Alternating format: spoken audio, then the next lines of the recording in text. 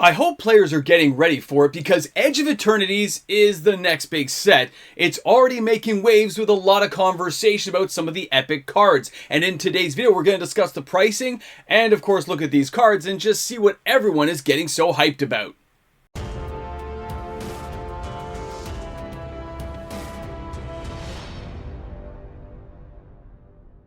Let's be honest here. Can Edge of Eternities pull off what Tarkir Dragonstorm did, what we've seen with Final Fantasy, which is an epic IP? Or is this going to be Murders at Karlov Manor? Is this going to end up being maybe an Outlaws of Thunder Junction, even a Duskmourn? That's what we're going to discuss today, and we're going to look at some great cards along the way, plus the pricing, right? Welcome back, everyone. MTG Moxman here, and thank you again for hanging out with me today. Now, Edge of Eternities started out, I think, as something different. Personally, no proof whatsoever, but the whole space epic theme type set, I think, was something they were drawing upon at first, and they saw how players had changed their minds. They saw how people's attitudes were shifting, and I think they had enough time to at least pivot away from some of the ideas they were planning on, mute the set down a little bit, and get some cool stuff in there to get us interested. Now, I want to start out with the collector box discussion because, as you guys know, I did a video a couple of days ago, you can go back and watch it, where the sales for collector boxes are far surpassing anywhere they should be at this stage of where we would be for collector boxes, about 2 to 1. They're Bloomberg level sales right now. And the thing we've really got to discuss is that value point going to be enough for players, or as more cards are discovered, is it going to, is it going to dwindle? Are we going to have it fade out and burn because nobody's really interested after they see the spoiler season? And I think Wizards has addressed this a little bit. I got to give them kudos. They know how to get that hype train onto the next track. Because Final Fantasy is still devastating everything in the singles market. It is ruling the roost. And if you saw my reserve list video yesterday, it's surprising how well the reserve list is doing, but that is in conjunction with what we're seeing from these new sets. Those new sets are spurring on sales of reserve list cards. You can go catch that video from yesterday as well. So let's first talk about some of these cards. Let's take a look at this because the pricing, we have to find out why we think it's going to be justified or not, right? So first, let's start out with the big one that everyone's talking about, Tezzeret, the Cruel Captain, a 3 casting cost planeswalker who is colorless, which means he is going to fit into Eldrazi Tron. He's going to fit into some crazy stuff. And as that 3 casting cost for loyalty, his first ability is a passive. Whenever an artifact you control enters, put a loyalty counter on Tezzeret. That's pretty awesome all to itself. But what do we get? What are the other powers we're looking at? Well, for 0, untap target artifact or creature. If it's an artifact creature, put a +1/+1 counter on. Okay, so you can get an artifact creature, get them bigger. That kind of makes sense. We have to have some low casting cost guys, right? Makes sense. Okay, I'm good with that.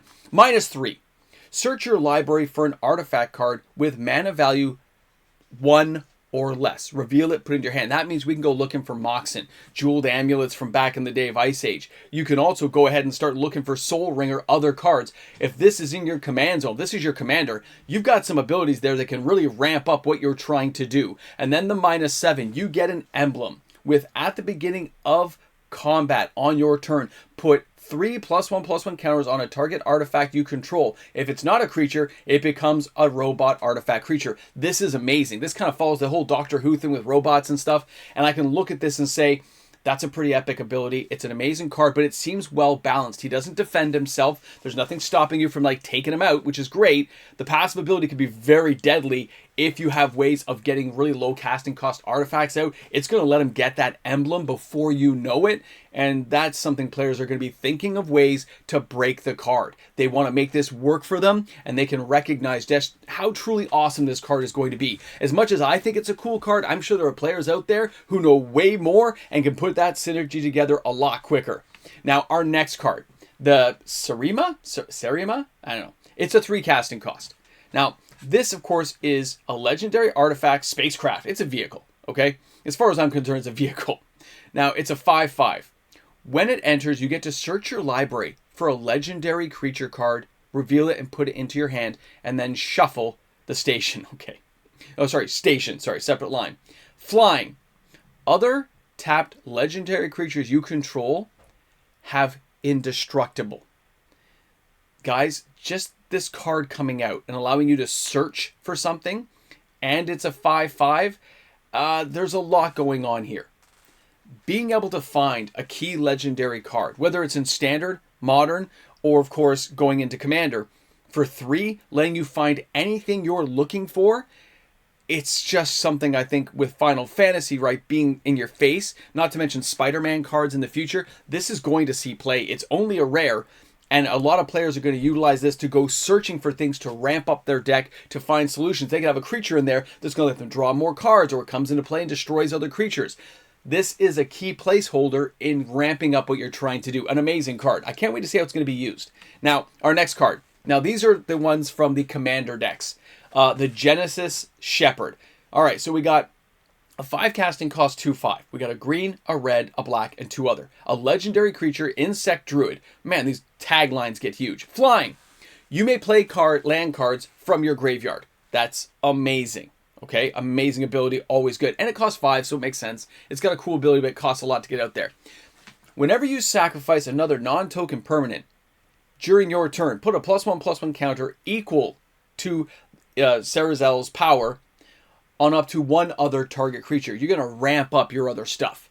That is another pretty cool effect, depending on what you're sacrificing and how you can make this kind of tee off on someone. It's a great card. I can see why players will be interested in this card. And by the way, cool artwork. I don't know about you guys, but out there, this kind of stuff reminds me of choose your own adventure novels with like the space adventure ones back in like the late 70s, early 80s. Yes, the Moxman's dating himself, but that's a cool card. It reminds me of a book.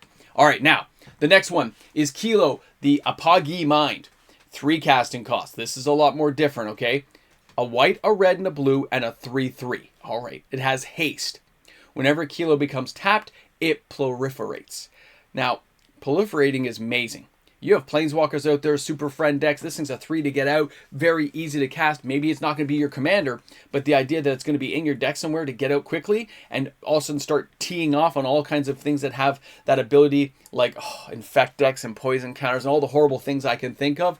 This card is going to be an epic piece of people's play strategy. I can see it being played in a lot of different decks right now. And in my mind, I can say, I don't think this one's going to be the be-all, end-all. But at the same time, it's not a card to ignore. And it's going to be worth at least a few bucks. And a lot of players are going to try to build with it. Now, chances are, if you're like me, we're looking at the price of a collector box, a play booster box. We're going to be looking at the commander decks and say, where does this all fall in the range of what I consider value to be? When we're looking at these cards so far, and Tezzeret being the key card in this conversation about what he'll be able to do for people and why people are so excited, we've seen numerous colorless cards come around the last couple sets. From Summon Bahamut, colorless summon dragon spell that destroys things, to Ugin being back in there, and now Tezzeret coming into play. Really means that we have the idea of Eldrazi coming back around. It's really in the background of your mind that colorless stuff may result in blind eternities, because we're out here in space and we're going to find it. Now, other worlds out here in the middle of nowhere means maybe they're going to come across the Sliver homeworld. That's been another running theme right now with a lot of players' minds and imaginations going crazy thinking about it. When I look at the creature cards, the commander cards, as well as that spacecraft, I'm going, okay, so we got ways of getting around. We have the idea of a muted story. It doesn't seem as bad as I thought it was going to be at first. And that's what a lot of other people are thinking is, I think I'm going to buy a collector box. I think I want to get in early. I want to get some of this going. We know the play booster boxes may sell out, like we saw with Tarkir Dragonstorm, but they'll come back around. But we know this one-shot kind of exclusivity that attaches itself to the collector boxes means that players who don't buy them don't usually get the opportunity anymore. And when I'm looking at the cards we've seen so far and where this may go in the future with more spoilers coming along in the next 30 to 40 days, we know that if anything hits big with people, that we're going to see a massive run on those collector boxes and they're going to sell out. We know that stores still are not over-ordering. They're not willing to take the risk. I'll tell you right now. If you don't pre-order, they're only ordering so much. It's still an expensive product, and the prices have been ramped up. If you're in Canada or other countries with tariffs and import fees, it doubles down again that you just can't get as many, which means countries like the US are able to get a lot of this stuff at a much more reasonable price. Kudos to you. I'm jealous all the way. And I think that's going to lend itself to even more sales for the collector boxes, because we know that some of these boxes, even Bloomborough, when we did the video last week, a little over a week ago, by the time you watch this one, that Bloomborough, although it's selling slowly, the collector boxes are still moving at the increased price point. They are $200 more than they used to be, and they're still selling, although slowly. They're not moving at the speed they used to. but that market used to never move. Collector boxes used to be at a standstill. And the way Wizards has put this kind of launching of power levels, good IPs and creature and idea creations back into their game, it shows that players actually are adjusting to the idea that these are cool things again. That we enjoy playing them and being with them and creating and having a good time just getting into the game. Yeah, there's a price point barrier a lot of people are also having difficulty adjusting to. Absolutely.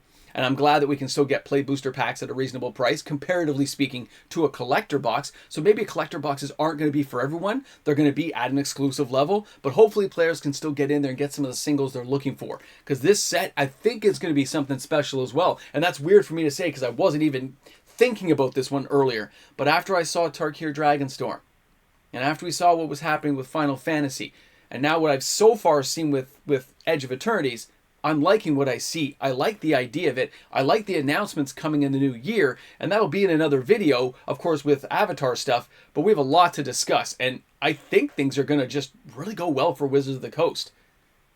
That, I know. Crazy to say. Thanks again for hanging out, guys. Thanks for being here today. I hope you enjoyed today's video. Drop those comments in the comment section. How do you feel about seeing the cards? Which ones are you looking forward to? And how do you feel about that pricing? Guys, we'll see you soon. Have a great day today. And of course, we'll be back tomorrow with another video. Well, here we go again. We're back at the end of the video. And what do you get to say at this point? What are you thinking about? If you're looking at the names going across the screen like I am, these are the patrons of the channel. These are the supporters who make things happen each and every day. And I want to thank each and every one of them for supporting this channel. I'm looking forward to seeing them each and every day in the comment sections, giving the videos thumbs up, and helping this channel grow. So thanks to my patrons, thanks to my YouTube membership members, we'll see you guys all tomorrow. Have a good one. Now let's be honest. This Ramble Jamble is brought to you by Gatorade. No, I'm just kidding. Is Gatorade still around? Is that still a thing? Powerade? My kids have Powerade. Powerade's definitely around. Is this an off-topic ramble jamble? It doesn't matter. Those collector boxes are still selling way higher than they should be, and it's because of Tezzeret and some of the cards people are talking about. It's going way higher. I look at those boxes in my mind, I go, that's a dual land. That's how I look.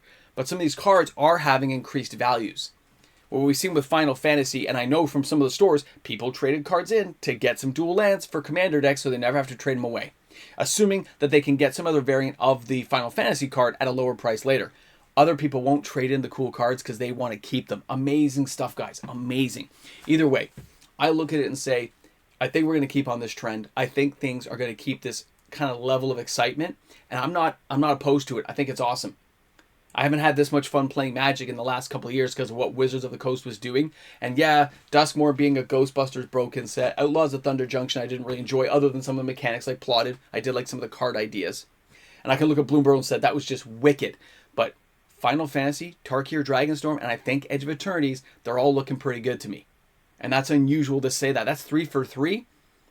Could Spider-Man be the big letdown? I don't know. But right now, everything's just on point. It's wicked. Guys, thanks again. Hang out, have a good time. I'll leave the room. You guys can discuss things without me, and we'll just let it be.